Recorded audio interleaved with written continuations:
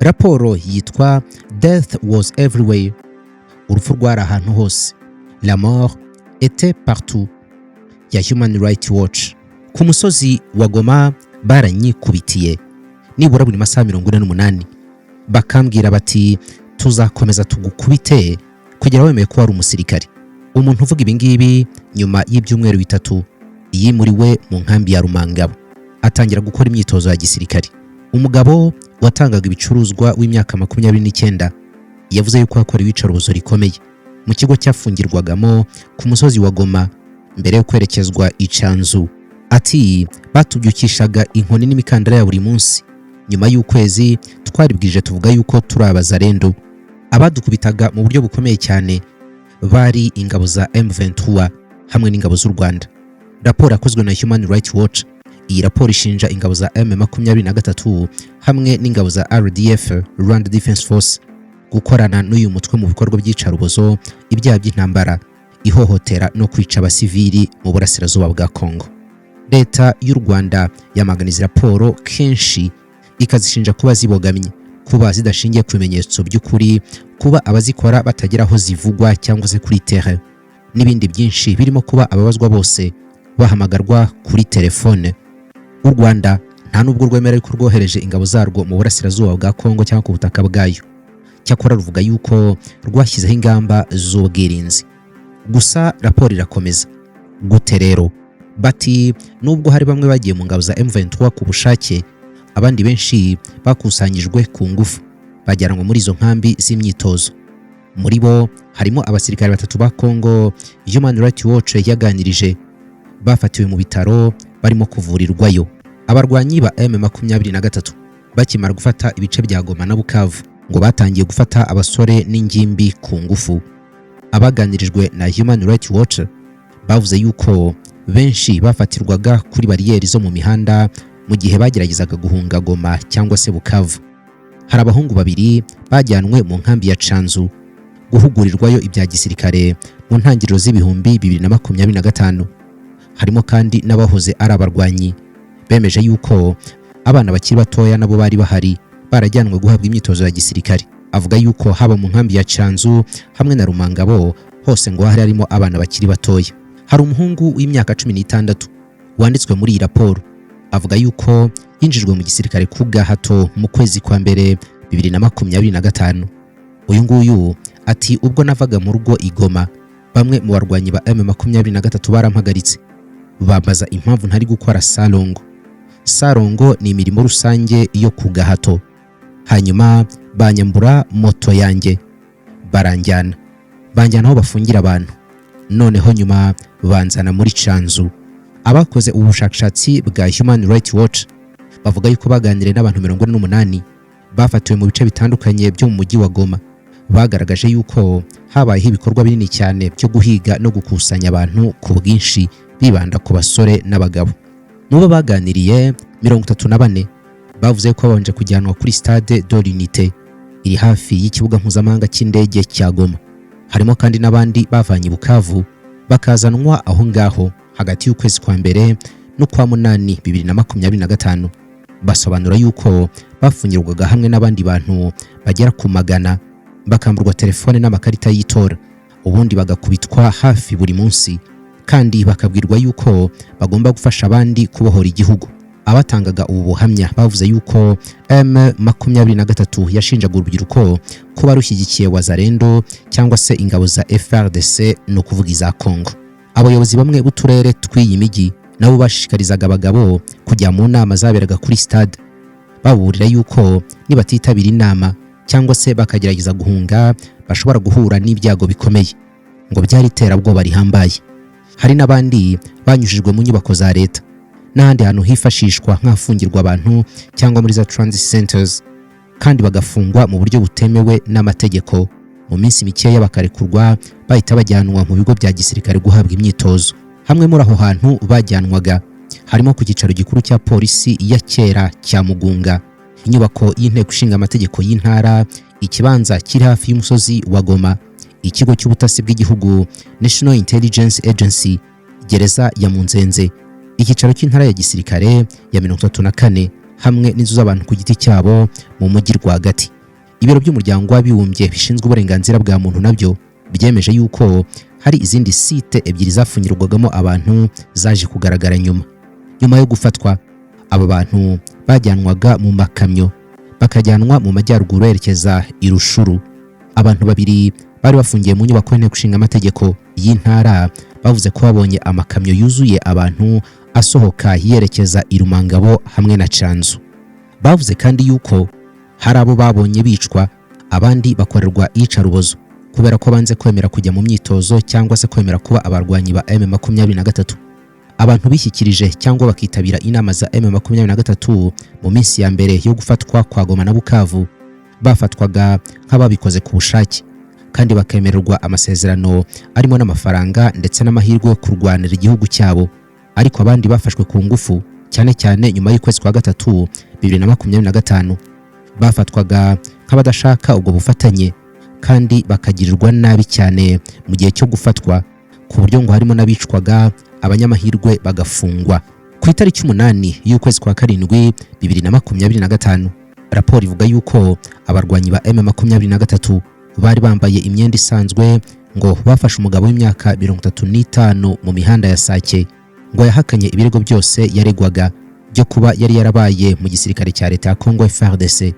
Bamujyana mu kigo cya gisirikare cya Mubambiro. Uyu mugabo yavuze yuko aho bamufungiye yakubiswe inkoni nyinshi cyane mu gihe cy'isaha imwe.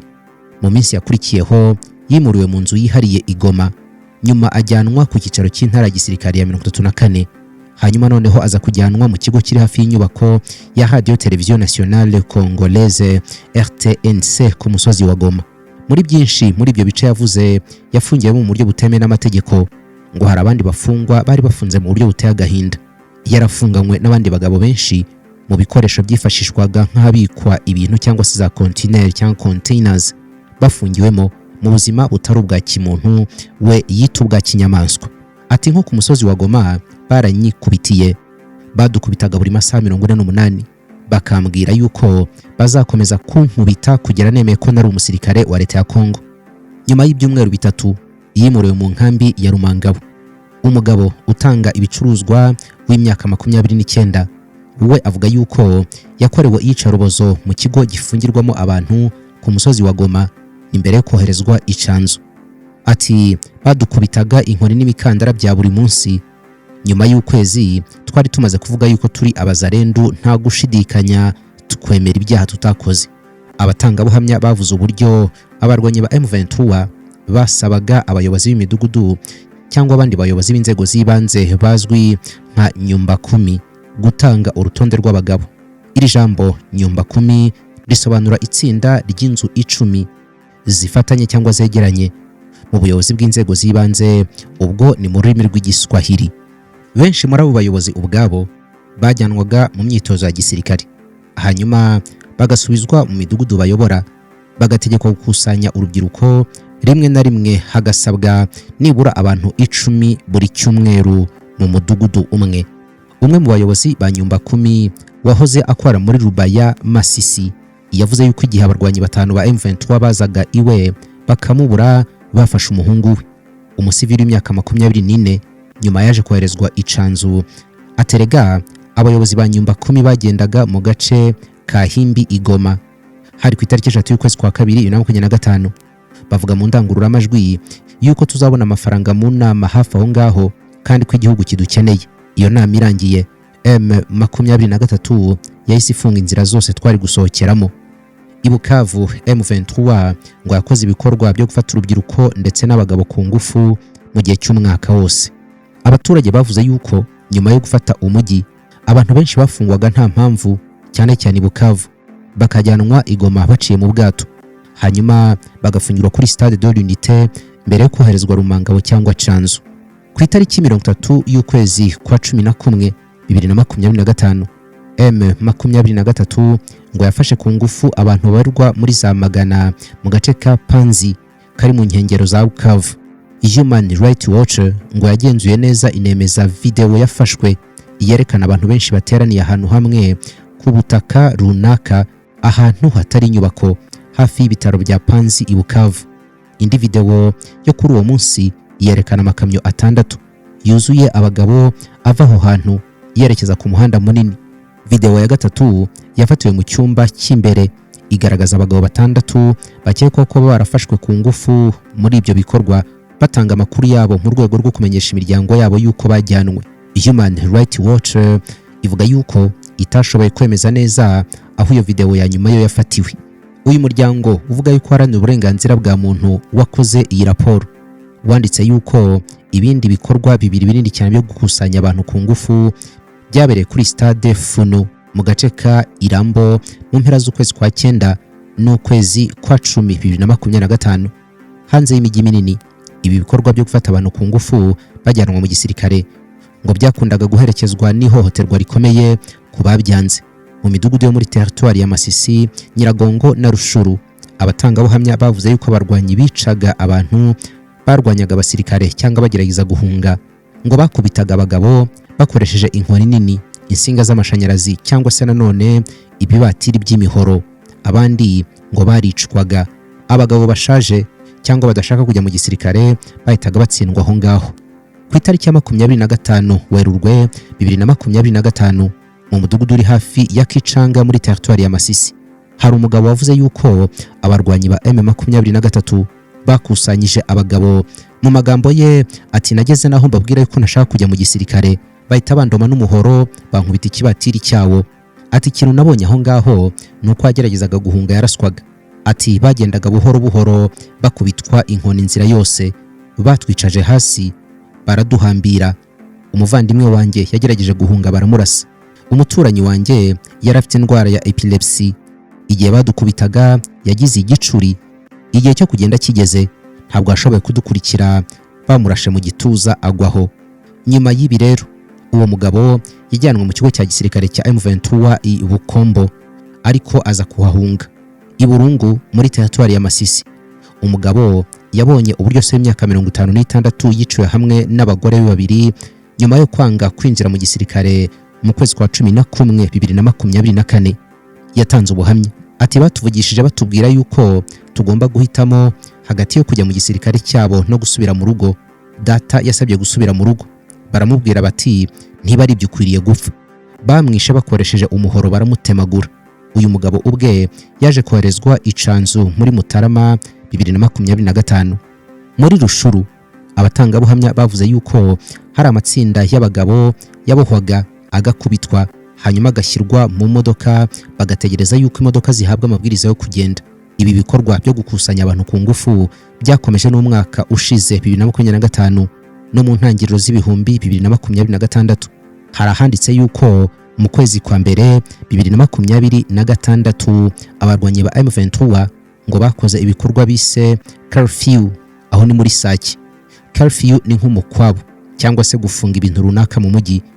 Bivuze yuko bafungaga inzira z'imidugudu cyangwa se agace runaka kakaguma ahantu runaka, abantu bakaguma mu nzu ubundi bakagenda inzu ku yindi muri curfew. Abayobozi b'umuryango wa societe civile baragize bati muri ibyo bikorwa bitatu bya curfew bafashe abagabo 17. Ubwa mbere bajyanwe kuri stade ya Sake, hanyuma bajyanwa mu mahugurwa. Human Rights Watch yanditse yuko igikorwa kimwe cy'iyindi gahunda iyo gushaka abantu ku ngufu Ibambo muri territoire ya Rushuru, aho amakamyo 3 yari yuzuye abantu ngo bajyanwe mu mpera z'ukwezi kwa mbere 2026 bagirwa abasirikare ku ngufu. Mu buhamya bwinshi, inkambi ya Rumangabo hamwe na Canzu zigaragara nkaho abarwanyi bajyanwaga mu buryo budasubirwaho. Niho hajyanwaga benshi, ahantu hanini cyane hoherezwaga abagabo, abagore, abakobwa hamwe n'abahungu, akenshi bajyanwa mu makamyo bakajyanwa mu mahugurwa ya gisirikare cyangwa se gufungirwa mu buryo bukomeye cyane kandi bw'agahato. Abahoze bafungiwe aho ngaho, Human Rights Watch ivuga yuko bagezeho bayiha ubuhamya ngo babanje kujyanwa muri gereza ya Rushuru mbere yo koherezwa mu nkambi y'imyitozo. Basobanuye yuko hari ubucucike bukabije cyane, kubura uburenganzira bw'ibanze ndetse n'abantu bapfa ku bwinshi bazize ibikomere n'iyicarubozo kubera ko batavuwe. Umwe yavuze yuko abantu babarirwa muri za 70 bafunganywe mu byumba bimwe. Avuga yuko yabonye abantu 7 bapfa nyuma yo kuvanwa Inyamirima, Nyongera cyangwa se Kiseguru bakomeretse cyane bikomeye. Mu magambo ye ati bakubitwaga inkoni n'imikandara kugira ngo batange amakuru, hanyuma bakaboherezwa muri gereza ariko nta kintu bakekwaho mu by'ukuri. Undi wafashwe yari kumwe n'abandi bantu 9 mu kabari kafunzwe muri ako gace, yavuze yuko bamufunze icyumweru bakanamwima ibiryo iminsi 3 yose. Avuga yuko M23 yabashinjaga gupanga umugambi wo kubarwanya, ariko nyuma umuryango we wabashije kumenya ahantu ari, umuzanira ibyo kurya nyuma y'iminsi 3 nta kintu arya. Iyi raporo inashinja M23 hamwe n'ingabo z'u Rwanda kwica bya kinyamaswa. Indi chapitre nshyashya muri iyi raporo, umva amagambo: bicaga abantu imbere y'abantu bose, hanyuma umurambo ugashyirwa ahagaragara abantu bose bakawureba. Bamwe bapfaga baze gukubitwa inkoni, abandi bakicwa barashwe. Uvuga ibi ngibi yarafungiye Rumangabo, avuga yuko yajyanywe muri gereza ku ya 7 y'ukwezi kwa 12 2025. Ati gukubita abantu byo byari bisanzwe, kubona umurambo w'umuntu wishwe nabyo byaje kugeraho ibintu bisanzwe. Twarakangukaga tugasanga imirambo hirya no hino, twahitaga ducukura imva nini cyane hagashyirwamo abantu bagera nko kuri 50 cyangwa barenga. Uyu uvuga ibi ngibi nawe yarafungiye Canzu, avuga yuko yajyanywe muri gereza kuri 31 y'ukwezi kwa mbere 2026. Human Rights Watch yaganiriye n'abantu 54 bahoze bafungiwe i Rumangabo na 48 bafungiwe Canzu. Bamaze igihe kiri hagati y'iminsi 4 n'iminsi 10 bafunzwe hagati y'ukwezi kwa 3 2024 n'ukwezi kwa 12 2025. Muri abo ngabo hari abantu 78 binjijwe mu gisirikare ku ngufu mu mwaka wa 2025 nyuma y'uko abo raporo yita ingabo z'u Rwanda na M23 bafashe umujyi wa Goma na Bukavu. Abaganire na Human Rights Watch bavuga yuko bari bafungiye aho ngaho, bamwe ngo batorotse izo nkambi, abandi nabo boherezwa ku rugamba nyuma yo kugerageza guhunga bishyikiriza ingabo za leta ya Kongo. Abahoze bafungiye muri izo nkambi zombi basobanuye yuko abayobozi b'inkambi hamwe n'abatoza babakoreraga ibikorwa bikomeye cyane bibashyira mu kaga ku buzima bwabo, birimo gukubitwa bikabije ndetse no kwicwa. Nk'uko bivugwa n'abahoze bafungiye hamwe n'andi makuru yagiye yemezwa n'abatangabuhamya, abantu amagana cyangwa se bagera ku bihumbi bashobora kuba barapfiriye muri izo nkambi mu mwaka umwe w'ibihumbi 2025. Gucukura imva no gukora iperereza ryigenga cyangwa ryuzuye nibyo byonyine byashoboraga gufasha kumenya neza umubare wa nyawo w'abantu bapfuye muri izo nkambi zombi. Ibyo rero ntabwo byakozwe. Kugira ngo hagaragare uburemere bw'ibyabaye muri izo nkambi, abahoze bafungiye muri izo nkambi za Rumangabo ndetse na Canzu, barimo 4 ba Rumangabo na 5 ba Canzu, bavuze yuko babonaga imbwa zijya hirya no hino kurya imirambo nijoro. Umwe mu bahoze bafungiye Rumangabo ati twacukuraga imva zitagera mu butaka cyane, ku buryo rimwe na rimwe amavi cyangwa se ibirenge byabo twashyinguraga byabaga bigaragara hejuru. Nijoro imbwa zazaga kurya imirambo. Rumangabo ni ikigo cya kera cy'igisirikare cya leta ya Kongo hamwe na Canzu, aho ingabo za kera zari ziri byahinduwe ibya M23, byagizwe ibigo by'ibanze byagiyemo abarwanyi, ibindi bice byabyo bikorerwamo imyitozo ya gisirikare. Niho hajyanwaga abantu bavanwaga mu bice byo hirya no hino byamaze gufatwa. Muri iyi raporo handitsemo yuko Canzu yakomeje gukoreshwa nk'ahantu ho guhugurira abarwanyi. Guhera M23 itangije urugamba mu bihumbi 2022 mu ntangiriro, niho yakiraga abarwanyi baturutse mu gisirikare cya Kongo hamwe n'abasivili. 2024 Human Rights Watch yakiriye video yagenzuwe neza nk'uko babivuga. Bavuga yuko iyi video igaragaza aho yafatiwe mu mudugudu wo muri territoire ya Rushuru, ngo yerekana M23 iri gutwara mu myanya y'ingabo itsinda ry'urubyiruko bajyanwaga Canzu. Abangaba bari barafashwe ku ngufu kubera ko bananiwe kujya gukora imirimo y'agahato cyangwa se ko bakangishijwe gukubitwa inkoni 150. Bamwe mu bitwa ingabo zo kurinda abaturage bahuguriwe Canzu mu gihe cy'amezi 2. Nyuma bategekwa kujya gukora imirimo ya polisi mu bice M23 igenzura. Rumangabo yafashwe mu mpera z'ibihumbi 2022, ikoreshwa bwa mbere nk'afungirwa abantu ku gahato muri ayo mezi abanza y'2022. 2023 Rumangabo yahawe ingabo z'umuryango wa Afurika y'Uburasirazuba, ariko izo ngabo zivamo mu mpera z'ibihumbi 2023. Nyuma yaho mu mpera z'ibihumbi 2024 M23 yongeye kuhigarurira ihagira ikigo cy'imyitozo cya gisirikare. Nyuma y'ifatwa ry'umujyi wa Goma hamwe na Bukavu, Shanzu yahindutse ikigo gikorwamo imyitozo yiswe iy'abakorerabushake, ingabo zo kurinda abaturage ndetse n'abakozi ba leta. Aya mahugurwa yasabwaga no ku bakozi b'abasivili, harimo abayobozi b'ibigo bya leta, abayobozi b'inzego nk'iz'imirenge ndetse n'iz'utugari, n'abandi bayobozi bo hasi mu nzego z'ubutegetsi. Abarwanyi b'abazarendo nabo bafashwe bajyanwaga ahangaha Shanzu guhugurwa, bagashyirwamo ibitekerezo bishya bya M23. Rumangabo yo yabaye ikigo nyamukuru cy'imyitozo ya gisirikare hamwe n'abapolisi bafashwe. Loni na Human Rights Watch byagaragaje yuko umwaka w'ibihumbi 2025 abantu ibihumbi bajyanwe mu gisirikare ku ngufu bikozwe na M23. Wumvise yuko muri iyi raporo Human Rights Watch yongera kuvuga mu izina ingabo za RDF, Rwanda Defense Force. U Rwanda rwamaganye kenshi izi raporo, yaba iz'umuryango w'abibumbye cyangwa za Human Rights Watch. U Rwanda rushinja izi raporo kubogama gukabije, kwirengagiza nkana ibyaha byo mu burasirazuba bwa Kongo bikorwa n'ingabo za leta hamwe n'imitwe y'inyeshyamba n'iyitwaje intwaro n'iyiterabwoba irimo na FDLR. Ikindi u Rwanda rwamaganye kenshi imvugo zivuga yuko rufite abasirikare ku butaka bwa Kongo, cyakora rukavuga yuko rwashyizeho ingamba z'ubwirinzi mu rwego rwo kurinda umutekano n'ibitero byaturuka hakurya byibasira imipaka y'u Rwanda. Aka ni agace ka kabiri k'iyi raporo turimo dusoma. Raporo yitwa ngo urupfu rwari ahantu hose. Turakomeza mu gace kandi ka gatatu k'iyi raporo. Ngushimira cyane gukurikira ibiganiro byacu. Imboni TV, imboni ya rubanda.